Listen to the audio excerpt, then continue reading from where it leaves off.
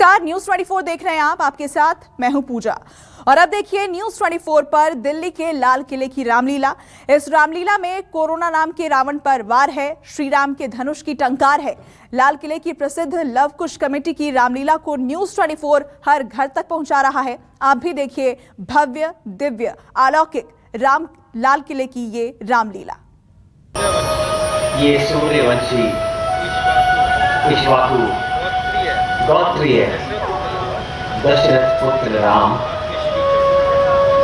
आपके श्री चरणों में प्रणाम करता है।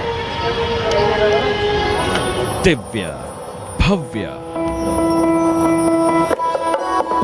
रामलीला का एक एक किरदार, एक एक डायलॉग अद्भुत, अकल्पनीय। वही धर्म होगा, मायावी अधर्मी। रंगारंग मंच, लीला मंचन, 40 गानों के साथ अलग अलग दृश्य। वे भविष्य में इनके एक ही स्टेज पर 5 अलग अलग सेट। बाली दरबार, निषाद राज दरबार, दशरथ दरबार, जनक दरबार और रावण दरबार।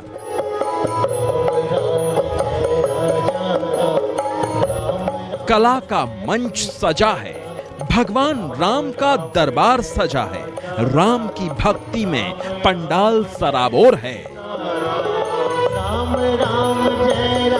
ये दिल्ली की मशहूर लवकुश रामलीला है। धर्म की रक्षा के लिए गौ। कोरोना के चलते वैसे तो रामलीला की रौनक फीकी है, लेकिन लाल किले से आपके घरों तक रावण की गर्जना और तीरों के टकराने की आवाज इस साल भी पहुंच रही है।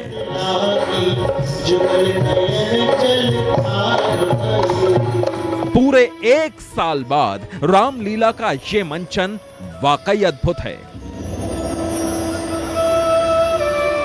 तमाम सोशल मीडिया प्लेटफॉर्म्स पर इसका लाइव प्रसारण किया जा रहा है।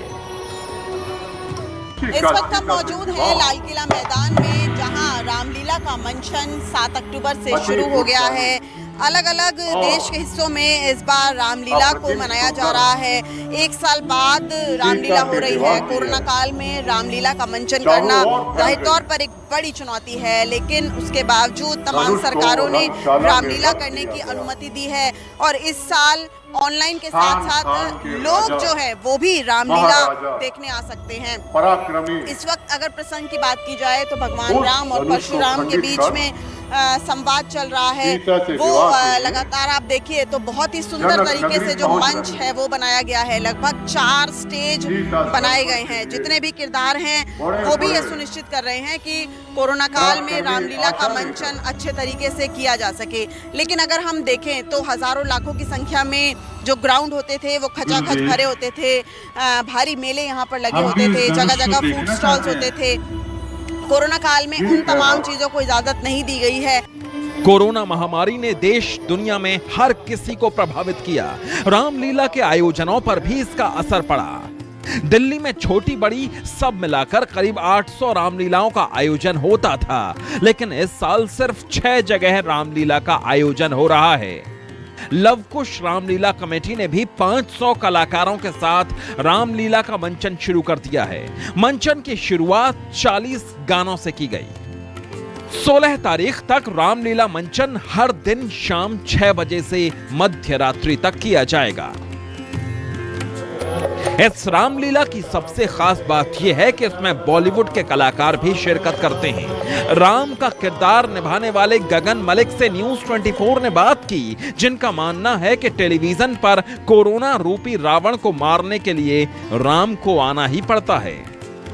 इस वक्त भगवान श्री राम खुद न्यूज 24 के साथ मौजूद हैं। 1 साल बाद रामलीला हो रही है। गगन जी, आप राम का किरदार निभा रहे हैं। कितनी बड़ी चुनौती है कोरोना काल में?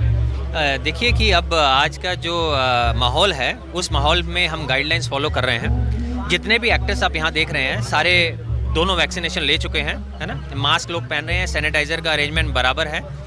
सिटिंग अरेंजमेंट में भी प्रॉपर गैप दिया गया है। तो मुझे लगता है कि जो 1 साल का गैप आया है तो तैयारियां इतनी मजबूत हैं कि इस बार की रामलीला पिछले साल की कसर निकाले और एक भव्य रामलीला दुनिया को देखने को मिले, उसकी ऐसी तैयारी है। जो हम देख रहे हैं, जब आप मंचन कर रहे होते हैं, राम के किरदार में होते हैं, सामने जो लोगों का उत्साह दिखता था, हजारों लाखों की भीड़, उस समय मंचन करना और अब कितना परिवर्तन लगता है? देखिए, मैं एक टीवी से जुड़ा कलाकार हूँ, फिल्म से जुड़ा कलाकार हूँ। जब हम वो शूट करते हैं तो हमारे सामने कोई ऑडियंस नहीं होती है ना। गिने चुने लोग हमारे कैमरे के सामने होते हैं। हम कोशिश करते हैं कि एक भी बंदा ना हो कैमरे मैन के अलावा। तो हमारे लिए तो कोई इतनी बड़ी बात नहीं है अगर लोग हमारे लाइव बैठे हैं या नहीं बैठे। हमारी परफॉर्मेंस जो है वो 100% है।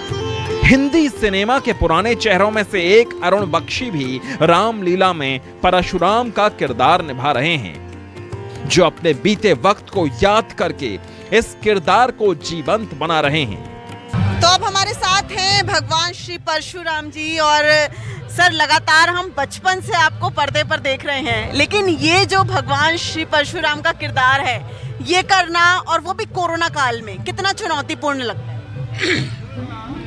अगर कुछ काम करना है तो चुनौती काहे की है? There is no challenge. अब सवाल ये पैदा होता है कि ये मैं क्यों कर रहा हूँ।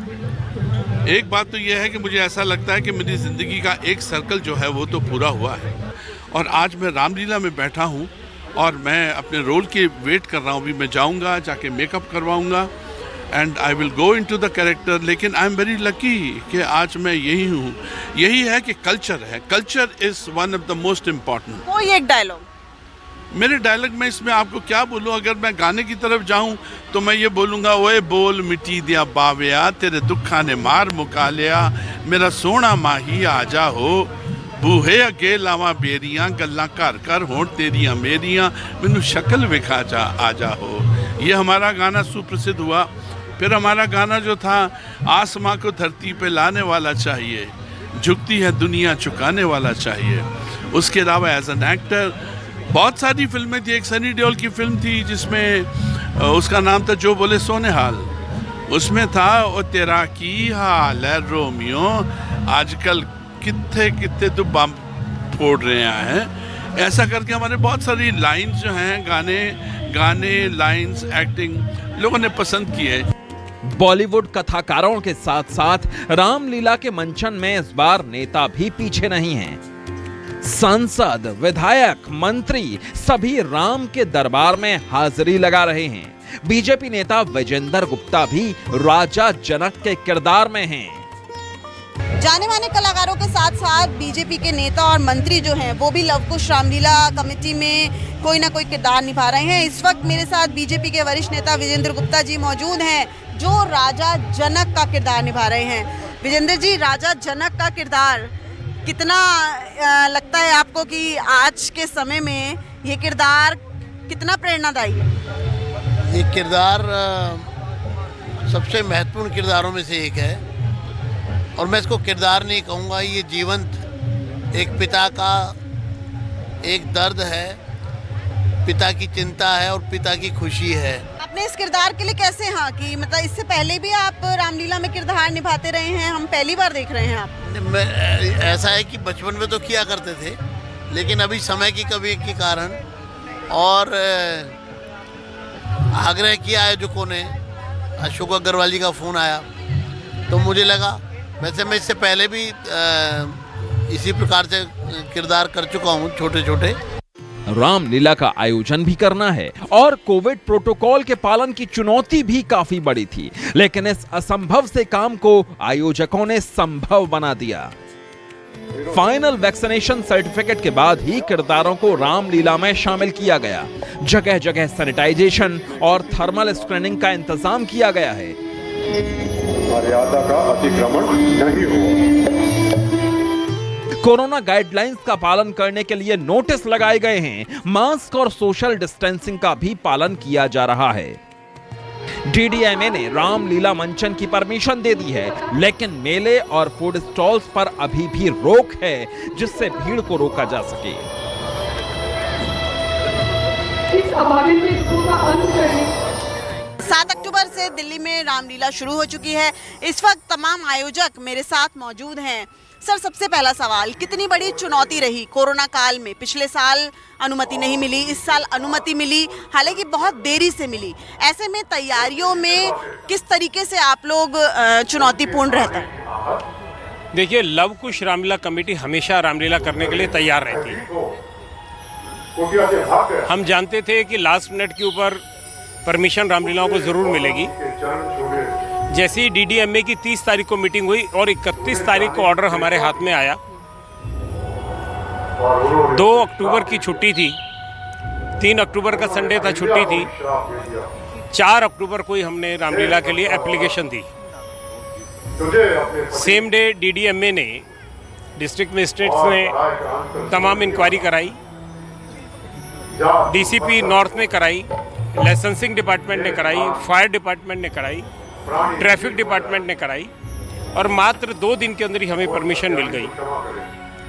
ये प्रभु राम की इच्छा थी कि लीला होनी थी। नमस्कार, मैं हूं मानक गुप्ता।